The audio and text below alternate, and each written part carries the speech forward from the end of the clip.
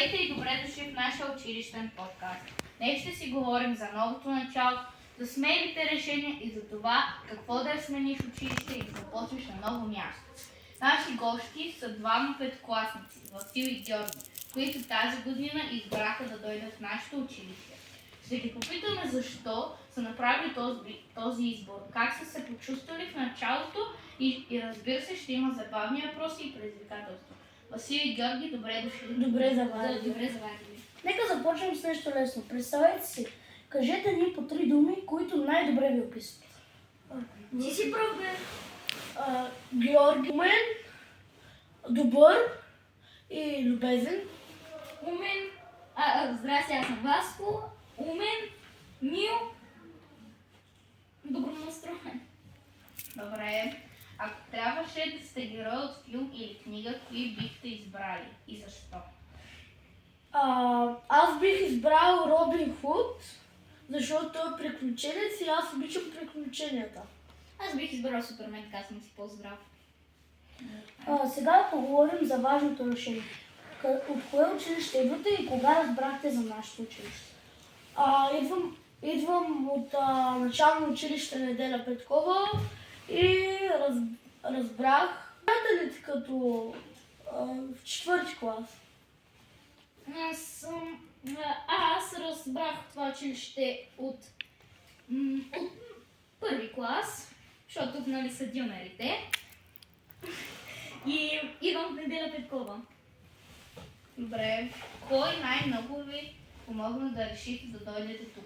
Учителите ви или вие самите? Аз самия и до някъде с моите приятели. Добре. Аз реших да дойда тук, защото целият ми клас е от горното училище и то дойде. Какво най-много ви впечатли в нашето училище, още преди да започне? Мен най-много ме впечатли училищната база. И мен също, да. Добре. Имаше ли нещо, което ви притесняваше или ви беше страх в началото?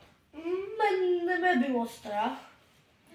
Аз съм бил само притеснен да не объркам стаите нещо.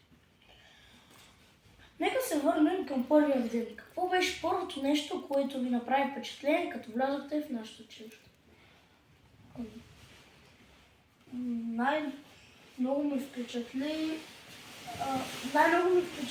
учителите. Да, и аз бих казал също. Може би и местоположението. Там са дюнерите, тук имаме игрище, там е хлебозавода. Добре. А сега един по-забавен въпрос. Случвала ли ви се някаква смешна или странна ситуация в нашето училище, която още помните? Какво стана? Може да е от междучасе или от първите ви дни тук? Да, случва ми се и то беше как мой съученик заспа и го прави редовно.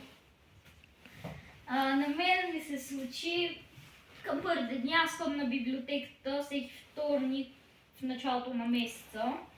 И на първата среща, където беше, едно момче каза, че да построим една бомба в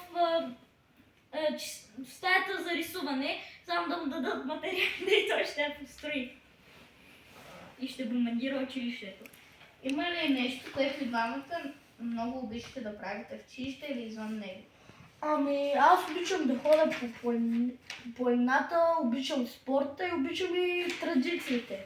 Аз обичам това, което той каза и забавните работи, които правим. И тенис маса. Георги, знаем, че имаш много интересен извън училище интерес. Ти си кукер. Ще ни разкажеш ли как започна, какво означава това за теб и как се чувстваш, когато си облечен като кукер? Исках да усетя тръпката зад маската на кукера. Как се чувствам? Чувствам се щастлив, че предавам традицията на по-малките.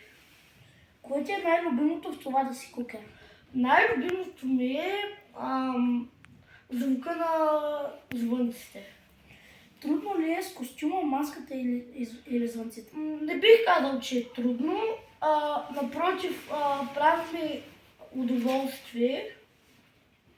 Как реагират хората, когато се питат като кукер?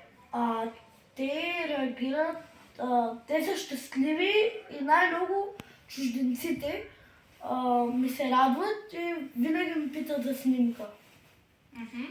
Васко, знаем, че имаш два любими предмета. История и английски език. Ще ни разкажеш ли какво ти е най-интересното в историята и защо английския ти харесва? Ами, на мен първо ще кажа за историята, най-много ми харесва. Ми харесва повече за господина, който ме по история. И като той се държи добре, шегува се. И също, той ни е казвал, че историята е важна, за да не правим същите грешки, които са правили в миналото. А английския ми харесва, защото говоря много добре. Мислиш ли, че историята и английският могат да се свържат по някакъв начин? Ами аз мисля, че могат, защото можеш да говориш на английски и да говориш за историята на английски. Според вас, важно ли е човек да се развива в това, което обича, още от училище? Защо? Да, важно е, защото като пораснеш ти трябва за работата.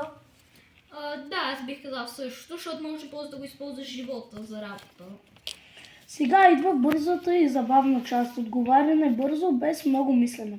Математика или български? Математика. Контролно или устно изпитване? Изпитване. Междучасие или час по физическо? Част по физическо. Домашни или проект? Проект. Училище с раница или училище с таблет? Училище с таблет. Благодарим ви на вас, Васил и Георги, за откровените и забавни отговори. Това беше нашият училищен подкаст. До следващия епизод ще се радваме да последвате нашия YouTube канал. Последвайте го!